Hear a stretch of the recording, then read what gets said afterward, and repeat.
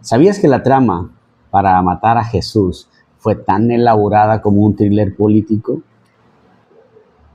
Hola amigos, hoy vamos a hablar de uno de los momentos más impactantes en la vida de Jesús, cuando los líderes religiosos decidieron acabar con él. Pero bueno, eso no solamente es historia antigua, sino que tiene grandes aprendizajes que podemos aplicar en nuestra vida hoy. Lo que vamos a aprender o lo que vamos a estudiar el día de hoy tiene que ver con de qué se trataba esta conspiración. ¿Por qué estos líderes religiosos quisieron acabar con Jesús? Y lo más importante, ¿qué puedo aprender de eso para aplicarlo en mi vida? Bienvenidos sean todos a este resumen del maravilloso libro El deseado de todas las gentes. El día de hoy vamos a platicar acerca del capítulo número 59. Pero ¿qué les parece si antes de comenzar hacemos una pequeña oración? Querido Dios y Padre, queremos agradecerte, Señor, por todas las bendiciones que nos das. Hoy que vamos a estudiar este capítulo 59 del deseado de todas las gentes, te pedimos que tu Santo Espíritu esté con nosotros y nos ayude a entender y a aprender lo que vamos a estudiar el día de hoy. Bendice a todas las personas que están viendo este video. Te lo pedimos todo en el nombre de Jesús. Amén. Dándoles un poquito de contexto, en el capítulo anterior se hablaba acerca de Lázaro y de la historia de Lázaro y Jesús. Si lo recuerdan bien, Lázaro enfermó y enfermó de gravedad. Entonces, sus hermanas envían a una persona a informarle a Jesús lo que estaba pasando. Para no hacer la historia más larga, al final de cuentas, Lázaro muere y Jesús llega días después. Y entonces sucede uno de los sucesos principales en el ministerio de Jesús y que al final de cuentas abre la puerta para el cumplimiento de la profecía. Y déjenme les digo por qué. Cuando Lázaro muere y Jesús llega, todos estaban muy tristes. Todos sabían que si Jesús hubiera llegado antes, Lázaro no hubiera muerto. Pero Jesús estaba tranquilo. Sabía lo que iba a pasar. Y Jesús hace uno de los más grandes milagros, que es volver a la vida a Lázaro. Pero lo interesante de esto, aparte de que Lázaro vuelve a la vida, es que había mucha gente ahí, mucha gente observando, mucha gente que lo estaba espiando y lo seguía simplemente para ver lo que hacía. En este caso, todos los líderes religiosos en aquella época ya no tenían cómo tapar este gran milagro que Jesús había hecho. Y ahí es donde empieza el capítulo 59, que nos habla acerca de la conspiración. Así que, atentos, que comenzamos con el capítulo 59. Como Betania estaba muy cerca de Jerusalén, las noticias de la resurrección de Lázaro llegaron muy rápido. Los fariseos y los saduceos se reunieron, ¿no? El Sanedrín se reunió, hicieron una reunión para ver cómo iban a controlar o a reprimir esto que Jesús había hecho. Jesús había demostrado su poder completo sobre la muerte y el sepulcro. Recordemos que los fariseos realmente tenían problemas con Jesús, odiaban a Jesús. Los saduceos no tanto, pero después de este milagro que habían presenciado, se alteraron mucho y se reunieron, ojo, con la intención de decidir qué hacer para que esto ya no siguiera. Los fariseos creían en la resurrección, pero no querían creer en Jesús. Así que cuando llega a sus oídos lo que Jesús había hecho, no había otra interpretación, no había otra justificación, más que Jesús era el Mesías. Pero ellos se habían opuesto rotundamente a él. De hecho, Jesús en su ministerio iba haciendo milagros, iba ayudando a la gente y ayudaba a la gente siempre. Y en algunas ocasiones en sábado. Por eso los fariseos lo culpaban de transgredir el sábado. Y esa era como parte de la justificación de por qué no podía ser el Mesías.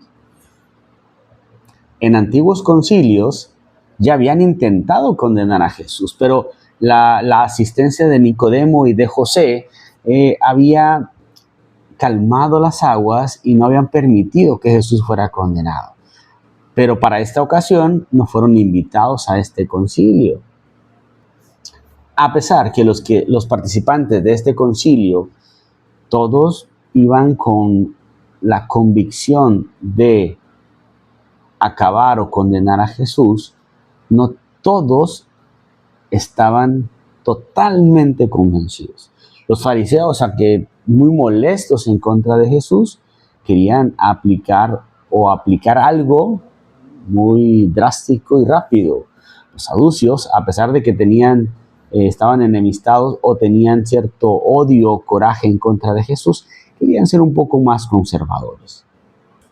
Durante el concilio había gobernantes y personas que tenían dudas porque se venían a la mente pasajes de la Biblia que los hacía entender quién era Jesús. Y bueno, al final de cuentas, el Espíritu Santo estaba trabajando en ese lugar y hacía sentir a los participantes que estaban luchando en contra de Dios.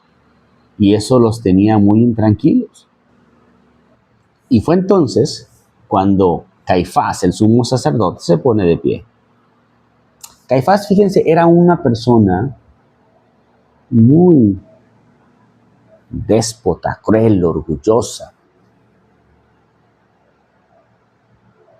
Pero también era una persona muy preparada. Y sin querer queriendo, Caifás hace esto. Vamos a la Biblia, a Juan, capítulo 11, versículo 49 y 50. Juan, capítulo 11, versículo 49 y 50. Y dice así: Entonces Caifás, uno de ellos, sumo sacerdote de aquel año, les dijo: Vosotros no sabéis nada, ni pensáis que nos conviene que un hombre muera por el pueblo y que no toda la nación perezca.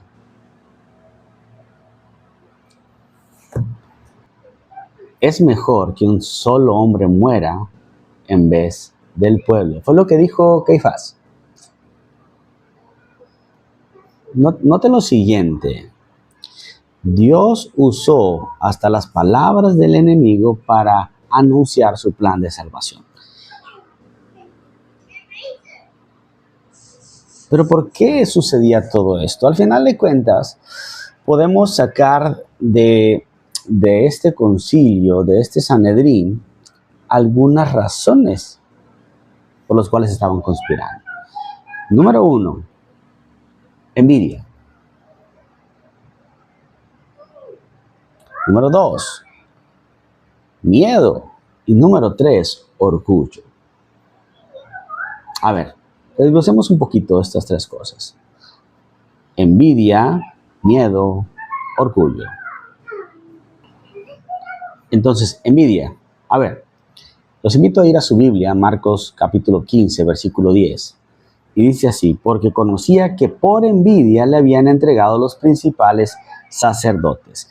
La Biblia dice claramente que los sacerdotes entregaron a Jesús por envidia. Jesús hacía milagros, la gente lo amaba, lo quería, mientras que ellos iban perdiendo su poder, su influencia con la gente. Número 2, el miedo. Y para eso los invito a que abran su Biblia en el libro de Juan, capítulo 11, versículo 48. Y dice así: si le dejamos así, todos creerán en él, y vendrán los romanos y destruirán nuestro lugar santo y nuestra nación. Temían que si la gente seguía a Jesús, los romanos fueran a destruir su nación. Prefirieron matar al Mesías que arriesgar su propia comodidad.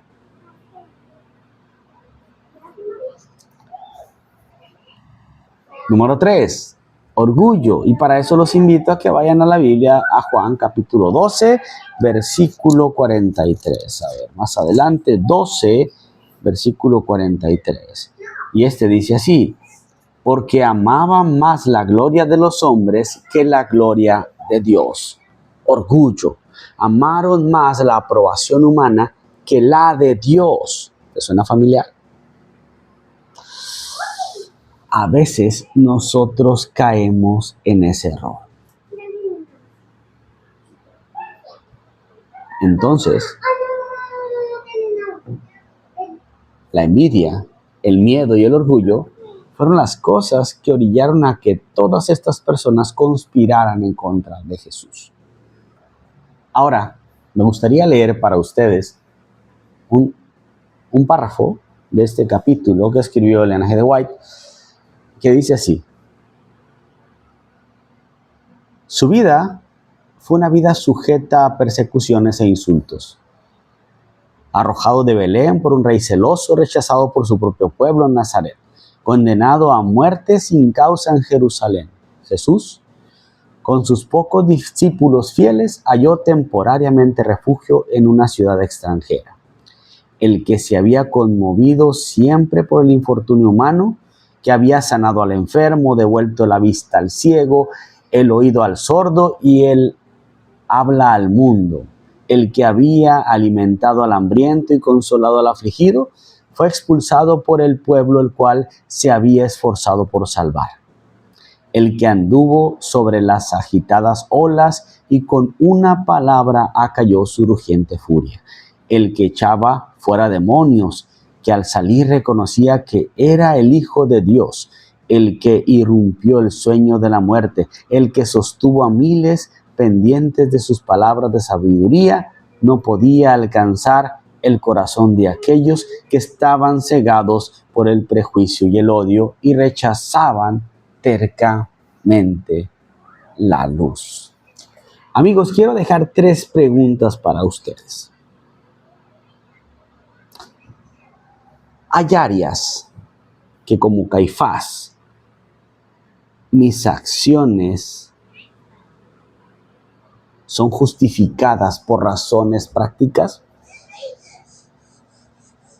Otra pregunta es: ¿cómo manejo la envidia cuando otros son usados por Dios más que yo?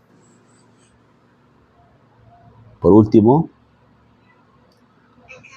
¿será que estoy cultivando un corazón como Pedro o como Judas ante los fracasos? Muy bien, amigos, dejo esas 3 preguntas para la reflexión. Los invito a seguir estudiando el libro El deseado de todas las gentes y los invito a seguir viendo estos videos donde se estarán desglosando cada capítulo. Y bueno, y para terminar, ¿qué les parece si hacemos una corta oración? Querido Dios, gracias por este estudio, gracias por todas las personas que vean este video. Bendícelas, cuídalas siempre. Te lo pedimos en el nombre de Jesús. Amén. Hasta la próxima.